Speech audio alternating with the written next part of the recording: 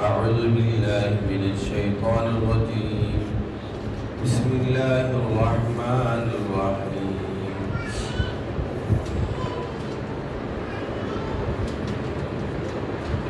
أم تريدون أن تسألوا رسولكم كما سئل موسى من قبل ومن يتبدل الكفر بالإيمان فقد ضل سواء السبيل ود كثير من أهل الكتاب لو يردونكم من بعد إيمانكم كفارا حسدا من عند أنفسهم من بعد ما تبين لهم الحق فاعفوا واصفحوا حتى يأتي الله بأمره إن الله على كل شيء قدير وأقيموا الصلاة وآتوا الزكاة وما تقدموا لأنفسكم من خير تجدوه عند الله إن الله بما تعملون بصير صدق الله العظيم. ان آیتوں میں جب تلاوت کی گئی غور و فکر کرنے سے یہ بات سمجھنے آتی ہے کہ اللہ کے نبی صلی اللہ علیہ وسلم کے زمانے میں آپ پر جو ایمان لائے تھے یعنی صحابہ رضی اللہ عنہم اجمعین معصوم مزاج رہنے کی وجہ سے یہودی جو ہے ان سے فائدہ اٹھاتے اپنے مقصد کے کام جو آپ صلی اللہ علیہ وسلم کو ستانے کے لیے کرنا ہوتا پریشان کرنے کے لیے کرنا ہوتا تو بعض مسائل میں جو ان صحابہ کا استعمال کرتے صحابہ انجانے میں اس میں استعمال ہو جاتے یہودی کا. تو ان آیتوں میں اللہ تبارک و تعالیٰ نے ان کے ایک عمل کو ظاہر کیا ہے. وہ عمل یہ ہے کہ یہود صحابہ کے دلوں میں ایسی ایسی باتیں ڈالتے ہیں جو آپ صلی اللہ علیہ وسلم کی شان میں سوالات کرنا اچھی بات نہیں ہوتی.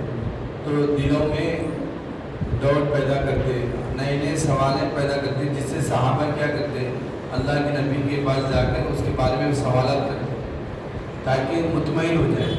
تو یہودیوں کا یہ مشغلہ تھا کہ مختلف سوالات شبہات شکوک صحابہ کے دلوں میں ڈالتے.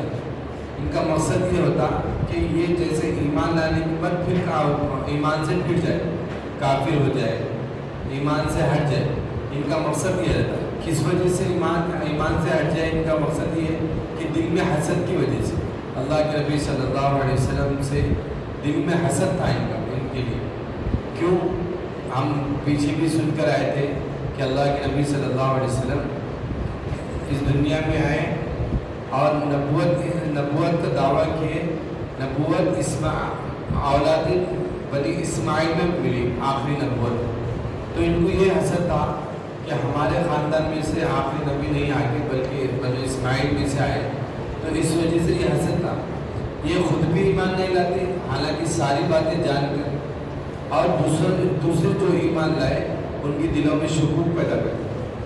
تو اللہ نے ایمان والوں کو سمجھایا قرآن میں کہ کیا تم اپنے نبی سے ایسے سوالات کرتے ہو جیسے موسیٰ علیہ السلام سے ان کی قوم نے سوالات کیے تھے. کیوں تم اس طریقے سے سوالات کرتے ہیں؟ اس وجہ سے کہ بعض اوقات میں زیادہ سوالات کرنا سوال کرنے والے کے لیے نقصان دہ ہو جاتے ہیں. یعنی کوئی بڑا آدمی ہم کو کچھ کام کے لیے کہا مطلق کام کہا تو اگر ہم اس میں وہ کچھ کام کے تعلق سے اور سوالات کریں گے کیسا کرنا کام کون سا کام تو اس میں سختی پیدا ہو جاتی ہے حکم میں سختی پیدا ہو جاتی ہے.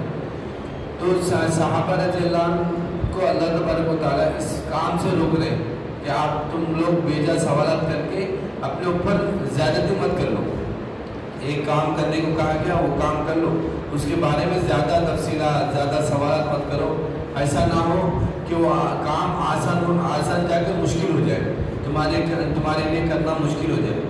اور اللہ تبارک و تعالیٰ فرما رہے ہیں کہ یہود تمہارے ساتھ جو حرکت کر رہے ہیں صحابہ کے ساتھ کہ اب تو درگزر کرو یہاں تک کہ ان کو معاف کرو درگزر کرو یہاں تک کہ اللہ کا کچھ حکم آ جائے. اللہ کچھ فیصلہ کر دے ان کے بارے میں. جب تک تم صبر کرتے رہو آگے کیا بولے اللہ تبارک و تعالیٰ، اب دو چیزوں کے ذریعے سے تم ایمان میں اضافہ کر سکتے ہیں۔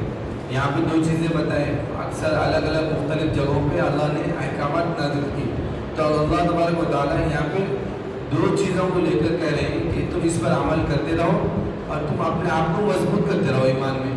کیا ہے وہ دو چیزیں؟ نماز پڑھتے رہو اور زکوٰۃ ادا کرتے رہو۔ ان دونوں چیزوں کی پابندی کرو اور اپنے آپ کو پختگی سے ایمان پر باقی رہو، یہاں تک کہ اللہ تبارک و تعالیٰ یہود کے بارے میں کچھ فیصلہ کر دے۔ ان آیتوں میں اللہ تبارک و تعالیٰ یہ فرماتا ہے، اللہ فرماتا ہے مسلمانوں کیا تم یہ چاہتے ہو کہ اپنے رسول سے دین کے بارے میں ویسے ہی سوالات کرو جیسے ان سے پہلے موسیٰ سے سوالات کیے گئے، اور یاد رکھو جس کسی نے ایمان کے بدلے کفر اختیار کیا وہ سیدھے راستے سے بھٹک گیا۔ مسلمانوں اکثر اہل کتاب دل سے چاہتے ہیں کہ ایمان لانے کے بعد کسی طرح پھر تمہیں کافر بنا دیں۔ ان پر حق بات ظاہر ہونے کے بعد صرف اپنی دلی حسد کی وجہ سے وہ ایسا کر رہے ہیں۔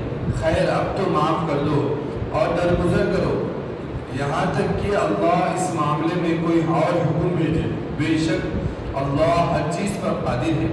اور دیکھو نماز قائم کرو اور زکوٰۃ دیا کرو، اور جو نیکی بھی اپنے لیے آگے بھیجو گے اللہ کے پاس اس کے ثواب کو پاؤ گے، بے شک اللہ تمہارے سب کاموں کو دیکھ رہا ہے۔ اللہ تبارک و تعالیٰ نے قرآن میں خوب غور و فکر کر اس کے احکامات پر عمل کرنے کی توفیق عطا فرمائے۔ سبحان اللہ و بحمدہ، سبحان اللہ و بحمدہ، اشہد ان لا الہ الا انت استغفرک و اتوب الیک۔ سبحان ربک رب العزۃ عما یصفون وسلام علی المرسلین۔